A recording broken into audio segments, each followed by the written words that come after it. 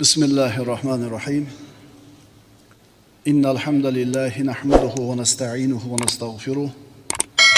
Ve na'udzu billahi min şururi enfusina ve min sayyiati a'malina.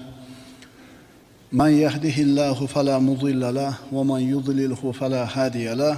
Ve neşhedü en la ilahe illallah vahdehu la şerike leh. Ve neşhedü enne Muhammeden abduhu ve resuluh. Amma ba'd. Esselamu aleyküm ve rahmetullahi teala ve berekatuhu. Bismillahirrahmanirrahim. Rasululloh sallallohu alayhi vasallamga ergashishlikdagi baraka, sunnatni ushlashlikdagi baraka.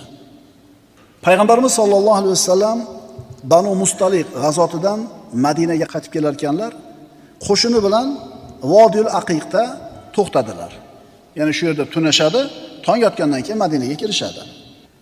Madinaga kirishlikdan avval to'xtaladigan oxirgi o'rin. Bu qo'shinning ichida Jabir ibn Abdulloh roziyallohu anhu ham bor edi. U aytadiki, Abdulloh ibn Ravoha bilan birga edim. Qo'shin to'xtadi.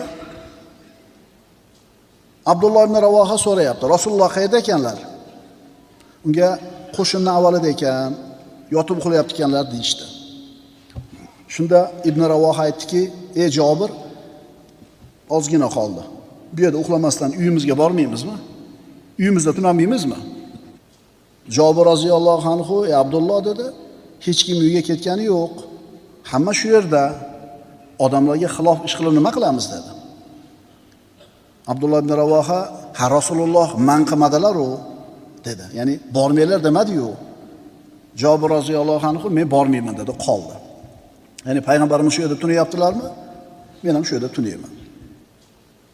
Jabir roziyallohu anhu aytadi, "Men bilan xayrlashib ibn Ravoha Madinaga qarab ketdi. Qarasam, hech kim yo'q yonida, bitta o'zi ketdi. Mana endi Abdulloh ibn Ravoha tunda Madinaga kirib uyga bordi. Eshigini ochib qarasa, uyning o'rtasida bir chiroq yonib turibdi. Ayoli yotibdi. Yonida yana bitta odam yotibdi, uzun bo'yli. Erkak kishi bo'lsa kerak deb o'yladi-da, kelganidan norozi bo'lib, qo'shin bilan qolmaganiga pushimon yeb, qilichini sug'urdi-da, ichkariga kirib ikkalasini ham chof tashlamoqchi bo'ldi. Lekin biroz o'zini bosib olib turib, sekin kirdi-da, ayolini oyog'i bilan turtdi. Ayol uyg'onuvdi, "Men Abdullohman," dedi. "Kim bu?" dedi. Ayol aytdiki, "Bu falonchi," dedi, ayolni aytib. "Falonchi ayol qo'shin kelayotganligini eshitib, sochimni tarab qo'ysin deb chaqiruvdim. Biz uyimizda tunab qoldi," dedi. Abdulloh ibn Ravoha uyda tunadi, tong otdi. Mana endi qo'shin Madinaga kirib keladi. Abdulloh ibn Ravoha Rasulullohni kutib olishi uchun tashqariga chiqqanida Rasululloh sallallohu alayhi vasallam Abu Bakr Siddiq va Bashir ibn Sa'dlarning o'rtasida kelayotgandilar. Payg'ambarimiz yonidagi Bashir roziyallohu anhuga qarab, "Ey Abu Nu'mon, labbay ya Rasululloh," dedi. Rasul aytdilar, "Albatta Abdullohning yuzi sizga o'zining ahlini yoniga ketgani va u yerda topgan holatidan norozi bo'lganini xabar qilyapti," dedi. Ya'ni yuzidan kechqurun kelganligidan norozi bo'layotganligi ko'rinib turgan edi. Abdulloh ibn Ravoha payg'ambarimiz oldiga kelib turganida Rasululloh, "Nima bo'ldi? Nima gap ey ibn Ravoha?" dedilar. Abdulloh ibn Ravoha kechqurun bo'lgan ishni aytib berdi. Shunda payg'ambarimiz aytdilar, "La tatruqun nisaa laylan." Ya'ni safarda bo'ladigan bo'lsanglar, ayollaringizning oldiga tunda kirmanglar dedilar. Rasululloh tunab qoldilar tashqarida. Kim qolgan bo'lsa, yutdi. Abdulloh ibn Ravoha payg'ambarimizning sunnatiga xilof qilib, Rasulullohdan ruxsat so'ramasdan ketib qoluvdi, uyiga borib, sal qolsa birovni bekardan qatl qilib qo'ygan bo'lar edi. Birodarlar, bunga o'xshagan misol musulmonlarning qo'shini Haybardan qaytayotganda ham sodir bo'lgan edi. Qo'shin tunda Jurfga yaqin kelganida Madina yaqin joyga. Payg'ambarimizning elchisi nido qildi qo'shinning ichida. "La tatruqun nisaa laylan." Ayollaringizning yoniga tunda kirmanglar. Jabir roziyallohu anhu aytadi, ikkita odam ana shu g'azotdan kelayotganda, Haybardan kelayotgan g'azotda Rasulullohga itoat qilmasdan Madinaga ketib qolishdi. Ikkalasi ham uyga borib, holatdan, ya'ni o'zini qilgan ishdan norozi bo'ldi deydi. Ya'ni shunday bir holatga guvoh bo'ldiki, bekor qilibman, payg'ambarimiz bilan qasam bo'ladi ekan deydi. Alloh azza va jalla Qur'onda siz bilan bizga aytadi: "Astagfirullah va in tuti'u tahtadu." Agar sizlar Muhammad alayhisalomga ergashsanglar, bo'yinsanglar, hidoyat topasizlar. Alloh tomonidan bo'lgan bir hidoyatga ega bo'lishni xolasak, Alloh tomonidan beriladigan tavfiqni qo'lga kiritishni xolasak, birodarlar, Muhammad alayhisalomga ergashishligimiz lozim va lobud bo'ladi. Hamma yaxshilik Rasulullohning yo'lini ushlashlikda, u zotning ta'limotiga amal qilishda. Hamma yomonlik, shumlik va baxtsizlik u zotning ta'limotiga teskari ish tutishda. Tushunarlimi? Sunnatni qanchalar ushlasangiz, ustingizga shuncha xayriyat va baraka keladi. Sunnatdan har qancha uzoq bo'lsangiz, shunga yarasha baraka ustingizdan ketadi. Baraka Rasulullohning sunnatiga ergashishlikda. Burungi darsimizning mavzusi baraka, yoshi kattalaringiz bilandir dedilar Rasululloh. Mana endi bu darsimizning mavzusi sunnatga ergashishlikda bo'ladi hamma baraka, xayriyat. Bunga ko'p misollar keltirish mumkin. Mana masalan, Uhud kunida Rasululloh sallallohu alayhi vasallam 50 ta kamonchiga buyurdilar: "Mana shu balandlikda turasizlar, qo'shinni himoya qilib turasizlar, dushmanga o'q otib turasizlar. Mendan ochiq, ravshan buyruq kelmagunicha jilmaysizlar. Yengsak ham, yengilsak ham, mag'lub bo'lsak ham, o'lja yiqsak ham, g'olib bo'lsak ham qimirlamaysizlar. Hech qanaqa ishtiboh tushunarsiz narsa yo'q. Kundek, oydek ravshan buyruq. Rasulullohdan tushuninglar degan buyruq kelmaguncha qimirlamay turasizlar."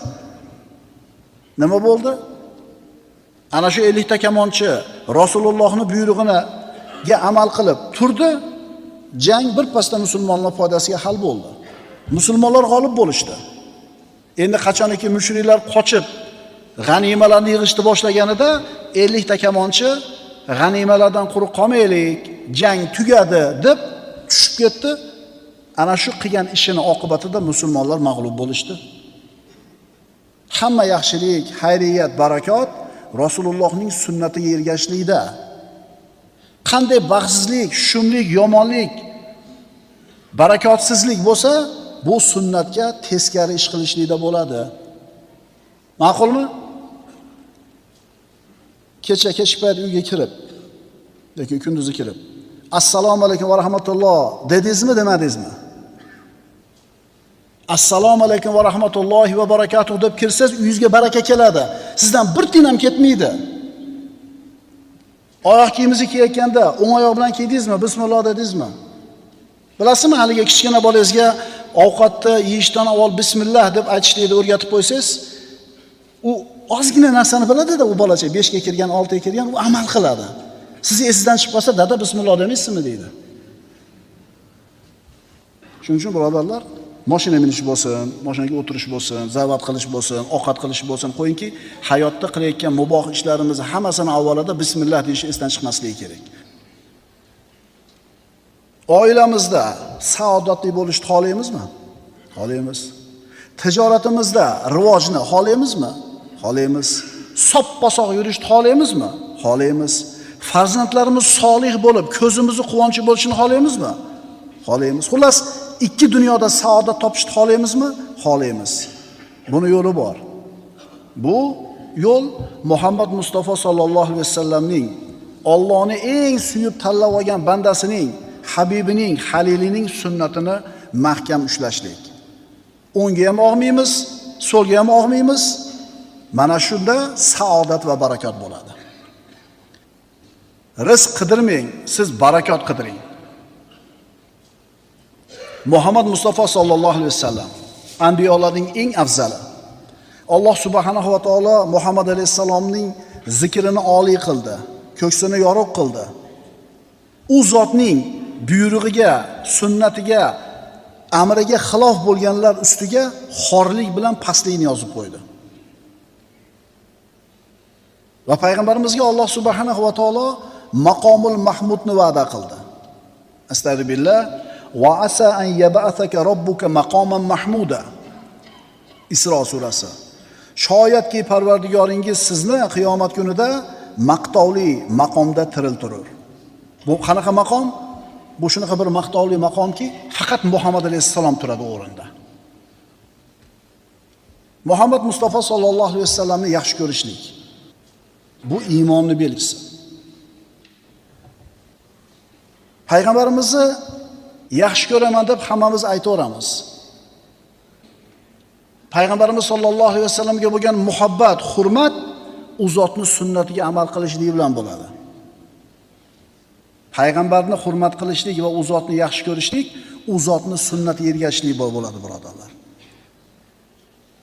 Alloh azza va jalla payg'ambarimiz sollallohu alayhi vasallamga ergashishligimizga buyurgan. Astagfirullah. Fama atakumur rasulu fahuduhu va ma nahakum anhu fantahu. Muhammad alayhisalom sizlarga nimani bersa, nimani olib kelsa, uni olinglar.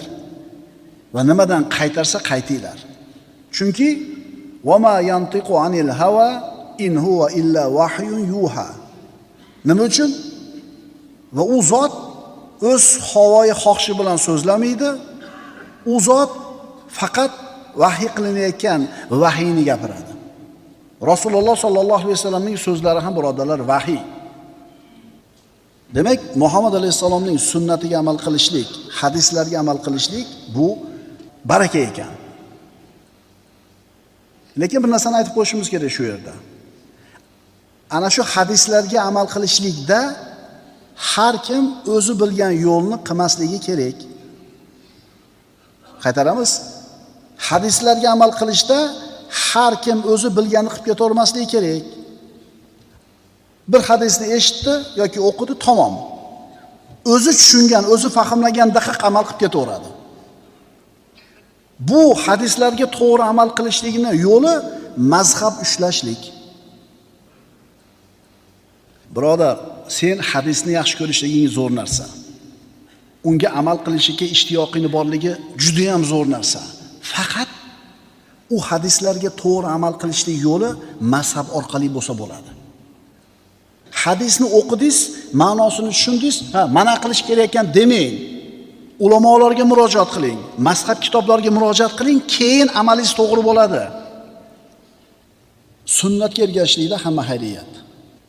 Ikki dunyoda saodat topishni xohlaydigan bo'lsak, payg'ambarimiz sollallohu alayhi vasallamning hadislariga mazhabimizda ko'rsatgandek, 1000 yildan beri ulamolarimiz ko'rsatib qo'ygandek amal qilsak, inshaalloh xayriyat va barakaga bo'lamiz. أقول قولي هذا وأستغفر الله لي ولكم إن الله وملائكته يصلون على النبي يا أيها الذين آمنوا صلوا عليه وسلموا تسليما والسلام عليكم ورحمة الله تعالى وبركاته.